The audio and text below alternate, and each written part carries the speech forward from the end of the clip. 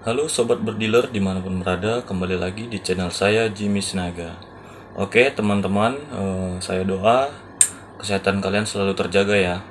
Nah kali ini kita akan mereview senapan dari Black Panther yang saya beli dari Serdadu Rifle. Nah saya pembeliannya kemarin itu sekitar akhir bulan 2 ya teman-teman, dan nyampainya tanggal 3 bulan 3. Nah kali ini kita akan mereview senapan ini sekaligus ikut teleskopnya ya teman-teman. Nah, jangan di skip-skip atau di next ya. Oke, kita akan mulai dari bokongnya ini ya. Nah, sampai ke depannya nanti. Jadi, ini adalah bentuk dari senapannya. Black Panther double tabung. Dari belakang ini udah saya tempel juga ya untuk menghiasi aja. Ini bagian teleskopnya sampai depan. Oke. Kita mulai saja. Senapan ini memiliki laras baja. Nah, laras itu di bagian ini ya teman-teman. Terus OD larasnya itu berdiameter 9 mm. Panjang larasnya itu sekitar 90 cm.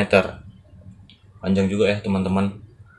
Terus OD tabungnya itu sebesar 25 mm. Nah, OD tabung itu ini. Ini adalah bagian tabung. Ukuran diameternya 25 mm. Dan ini yang saya beli ini senapan double tabung ya teman-teman.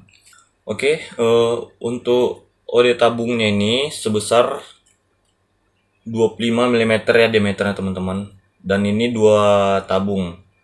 Jadi maksimal kapasitas tabungnya ini mampu menampung tekanan angin 3000 PSI. Nah, untuk angkamannya kita bisa menggunakan sampai 2500 saja ya. Karena teman-teman udah terlalu banyak korban teman-teman dari dealers ya, dari komunitas senapannya meledak gitu karena tekanan anginnya melebihi dari tekanan yang dianjurkan dari perusahaan. Oke, sekarang jangkauan speed. Jangkauan dari 5 ini memiliki 5 speed ya teman-teman, sampai 4 kali kokangan, yang dimana mampu mencapai tembakannya sekitar 150 meter ya teman-teman. Jadi bukan untuk main-main, apalagi untuk berburu di banyak orang ya teman-teman. Cari tempat yang betul-betul bisa lah untuk berburu. Terus akurasi 5 speed. Nah, akurasinya ini kalau misalnya kita pakai maksimal tarikan pelatuknya sampai 4 kali bisa sampai 90 meter ya teman-teman. Terus bahan pipanya ini menggunakan kuningan ya, tebalnya sekitar 2 mm ya teman-teman. Pipanya untuk apanya, untuk menampung angin ini tadi. Terus bahan popornya ini, nah popor itu ini teman-teman, kalau di senapan satu set ya teman-teman, dari belakang sini sampai ke depan menggunakan kayu mahoni ya teman-teman. Nah, untuk speednya yang tadi saya bilang sampai 5 speed atau 5 maksimal 5 gigi, bisa sampai 4 kali. Nah, kalau misalnya ada teman-teman yang udah menggunakan Black Panther ini, mungkin bisa dikasih masukan ya, atau mungkin ada sampai 5. Saya pernah nyoba sampai ke 4 saja sih. Terus oke, udah spesifikasinya udah saya bacakan semua. Nah, sekarang kita masuk ke bagian senapanologinya. Nah, ini adalah bantalan dari senapan ya teman-teman. Dan ini merupakan popor.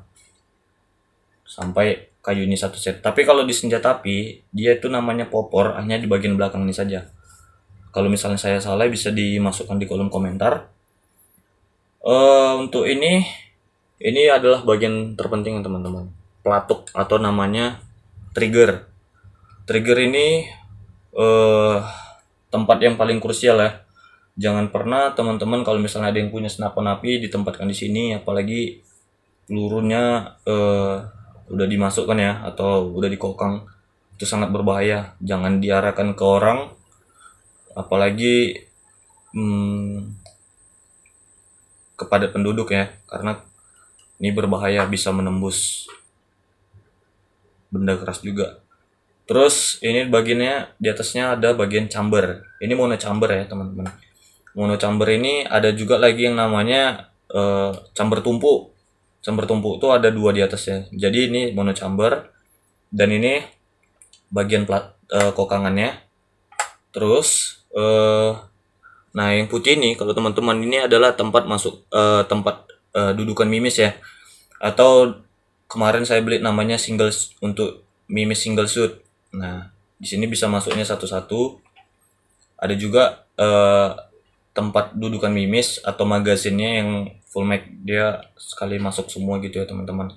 Usah satu lagi. Terus di atasnya ini ada namanya teleskop. Teleskopnya ini adalah teleskop Bushnell 3 sampai 9 kali 40 ya. Artinya 3 sampai 9 kali 40 ini adalah pembesarannya dari 3 sampai 9 kali pembesaran teman-teman. Terus teleskop ini juga dilengkapi dengan ini pengatur untuk jarak jauhnya. Ini bisa teman-teman lihat. Ini pengatur jarak jauh dekatnya. Terus ini adalah untuk lampunya ya. Lampunya maksudnya gini. Misalnya teman-teman mau berburu nih malam hari, bisa menggunakan lampu. Misalnya mode malam atau apa. Nah, untuk lampunya di sini disediakan warna merah sama warna hijau. Apa bisa kita lihat ya? Nah, ini merah atau hijau, mode malam hari ya, mode night visionnya. Oke. Nah, di atas ini adalah bagian namanya turret. Turret teman-teman. Ini yang paling penting untuk mengatur titik jatuhnya peluru pada jarak tertentu ya. Misalnya objeknya 150 meter atau 100 meter, di sini kita menentukan. Nah, di turret ini bagian atasnya itu untuk mengatur ketinggian jarak jauhnya. Misalnya kan burung ini di atas pohon gitu ya, kita bisa ngatur naik turunnya bidikan ini dari atas, bagian atasnya ini. Dan kanan ini kalau bisa kita lihat, bisa kita buka ya, di bawahnya ini atau di sampingnya ya lebih tepatnya. Nah, ini untuk mengatur kanan atau kirinya. Nah, misalnya ketika teman-teman untuk mengzeroin teleskop ini, teman-teman bisa menengok titik jatuh pelurunya ini, apakah dia jatuhnya pas di kiri atau di kanan, ataukah tepat di titik ya, titik sasaran. Kita bisa settingnya dari sini. Terus bagian depannya ini adalah depan lensa depannya lah ya, bisa dibilang. Nah, di sini ada fungsinya juga teman-teman. Fungsinya apa? Di depan ini bisa kita lihat nanti, misalnya kan kita ngezoom dari sini kali 9 pembesaran maksudnya. Apabila senapan teman-teman ngeblur, kita bisa mengaturnya dari depan ya teman-teman, menjauhkan jarak lensanya ini. Dengan apa caranya? Kita lepasnya ini dulu, terus nanti ada macam kayak seal, terus nanti tinggal putar aja sesuai dengan jarak retina mata teman-teman. Dan juga di belakang ini ya teman-teman, bukan hanya di depan saja, di belakang juga ada. Nah, di belakang ini bisa kita setting juga kalau misalnya kita copot. Nah, di belakangnya bisa kita putar, tapi jangan dilepas ya teman-teman. Ini sangat berbahaya karena ini yang penentu dari mata kita ke lensa nanti. Kalau bisa ini jangan dibongkar-bongkar lah, paling penting. Nah, di sini juga tersedia pegangan lah ya, apa dibilang ya pegangan lah tepatnya, biar teman-teman juga bisa ngegripnya dengan bagus ya. Kenapa? Karena untuk pegangannya ini, kalau bisa teman dengar, agak kasar ya. Bagus juga sih dibuat seperti ini supaya gripnya lebih kuat ya. Oke, lanjut ke depan lagi. Nah, ini adalah bagian laras ya, laras teman-teman. Laras dari chamber tadi. Nah, bagian laras ini adalah tempat saluran dari mimis. Mimis itu pelurunya ya, dia macam timah besi. Itu nggak main-main, ibaratnya terkena ke orang sangat fatal ya teman-teman. Terus ini adalah tabungnya, tempat penyimpanan angin ya. Nah, tabung ini bisa juga meledak teman-teman kalau misalnya kita mengisinya melebihi dari kapasitas yang dianjurkan ya. Jadi untuk teman-teman bijaklah untuk menggunakan senapan anginnya, bukan untuk hasil yang maksimal ataupun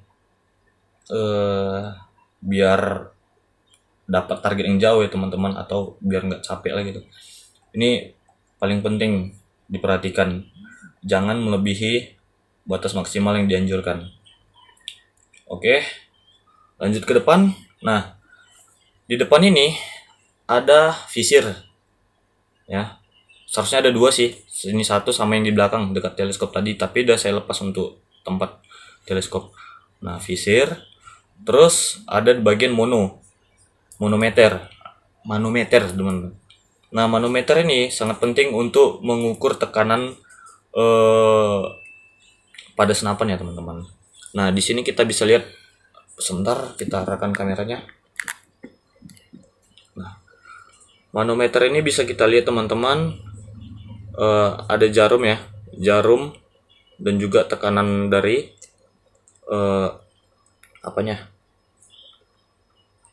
tekanan anginnya. Nah, ini paling penting. Kenapa? Karena dari sini indikator kita pada saat pengisian angin.